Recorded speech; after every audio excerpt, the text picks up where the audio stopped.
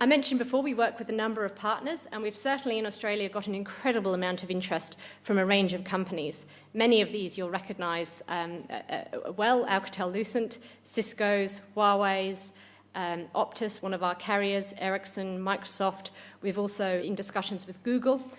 We also have a number of small and very innovative Australian companies, ranging from Warren & Brown Technologies, a real success story of the Victorian government, who invested heavily in the company to help it set up, and has recently won a $500,000 contract with the National Broadband Network company.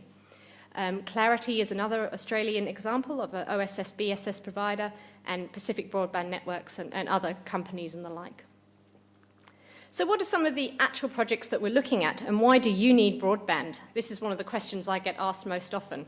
And I think one of the real dangers of the broadband environment is words like telehealth, e-health, teleworking have been bandied around for so long that people don't really have any idea how it's going to affect them.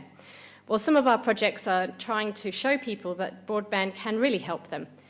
The Telestroke project is looking at neurologists and stroke patients in regional areas. So in Victoria, there are 22 neurologists, and all of them are located in the city of Melbourne.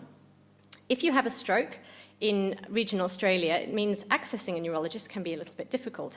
You might need to drive the length of the UK, which is no quick distance.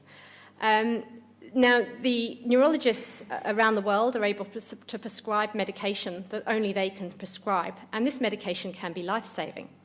For example, for every 3 people who have a stroke, 1 person will die, 1 person will continue with impeded function. For example, they might lose the use of a limb or something like that, and a third of people, 1 in 3 people, will die when they have their stroke or shortly thereafter. So if you can access a neurologist after you've had a stroke, you can actually receive some of this medication that only a neurologist can prescribe, and that can make a person that could potentially have impedance after a stroke make a full recovery, or it could help someone who potentially is going to die make a full recovery. But again, going back to the regional example, if you're in regional Australia, it may not be a quick 3-hour drive to Melbourne's hospital to see a neurologist who's obviously there and waiting for you because he hasn't got another several tens of clients waiting in the queue. So the National Stroke Foundation predicts that stroke costs us $2 billion a year of taxpayers' money, and 72% of our hospitals are unable to access the adequate stroke treatment. Using telepresence and video conferencing facilities, our neurologists at the Royal Melbourne Hospital are using technology supported by broadband to access people presenting in regional hospitals. Last year, we believe the figures I think were 90 people accessed the hospital and made use of the telepresence equipment and teleconsultation. 15 of those people had their lives saved as a result. Ageing well is another important area. Australia, like the UK, has got an ageing population. We expect that over the next 45 years, the number of Australians over 65 is expected to double, and already we've got a rising tide of social isolation in our elderly. These are elderly people who are sitting in their home who may not have access to carers on a daily basis, may not be able to see their family very often. At IBIS, we're developing technology that they can use very easily. They may never have used broadband before in their lives, but how can we help our elderly keep in touch with, for example, grandchildren in a way that both the grandchild and the elderly person can benefit and feel like they have got a community connection? Moving beyond this, we're looking at how we can use products such as the Microsoft Connect product to help people stay fit in their older age and potentially stay in their homes for longer. Water is another very important issue in Australia, and I'm sure all of you here today are very aware of the floods that we've had. But Australia is well known for its boom-bust cycle of water. We have gone through years of drought followed by years of flooding. The years of drought have left us in the past with very low water reserves. Only last year, Victoria had water reserves below 35%. So how can we use broadband technologies and machine-to-machine communication to better manage our water reserves? Well, at NICTA, the National ICT Australia, one of our partner organisations, we've developed a technology that can help monitor water in agriculture. So to put it in perspective, Australians use 19,000 gigalitres of water a year. 40% of this is used in agriculture and 90% of that is used in irrigation. If we can use wireless sensor networks to monitor and water when we need to water, rather than every Tuesday morning or every Friday afternoon or whenever the timer tells us, or we set the timer to water, we can save water and our precious resources.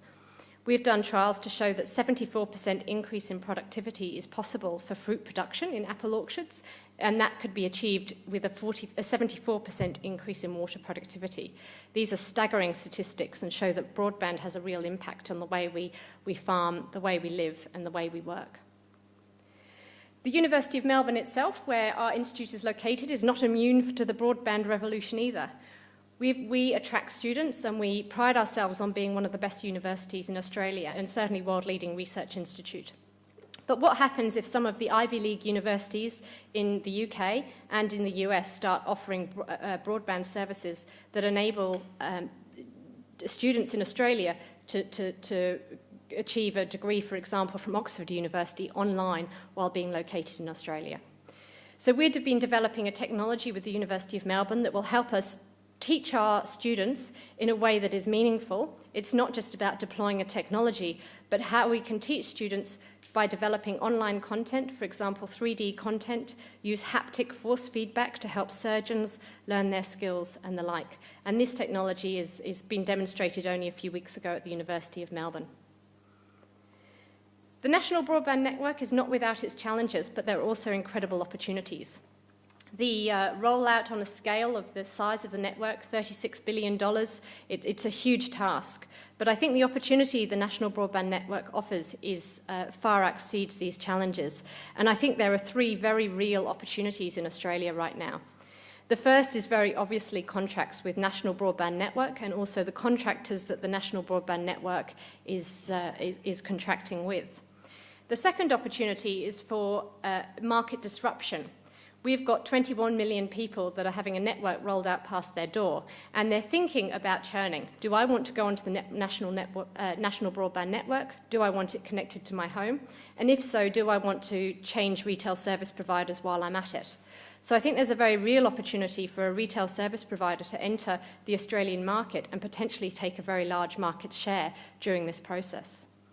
The third opportunity, I would say, would be for small, innovative companies to come in and challenge what I termed the application service provider market in e-health and e-education. And there are many firms that are already on the ground showing that these opportunities are very real. There's some very exciting opportunities, but it's also a very young market, and I think that means that Australia is an incredibly exciting place to watch. The final thing I'll leave you with is the biggest challenge, and this road sign here does exist. It's in South Australia.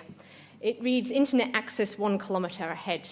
And I think it shows what the Australian population, and indeed many populations around the world, think of broadband. I go home, I log on, I log off when I go to bed. I go to work, I log on, and I log off when I go to bed. Broadband can actually change the way we live, work and play. It can change the way we do agriculture. It can change the way we transact with government, with financial services, with mining, with health, with education. The challenge is moving the country and the nation from using internet, media and communications, YouTube, Facebook, Twitter, to all the new and exciting opportunities that lie ahead. I'd like to finish by thanking the Victorian Government for hosting me here today. And if anyone's got any questions, please do feel free to contact me.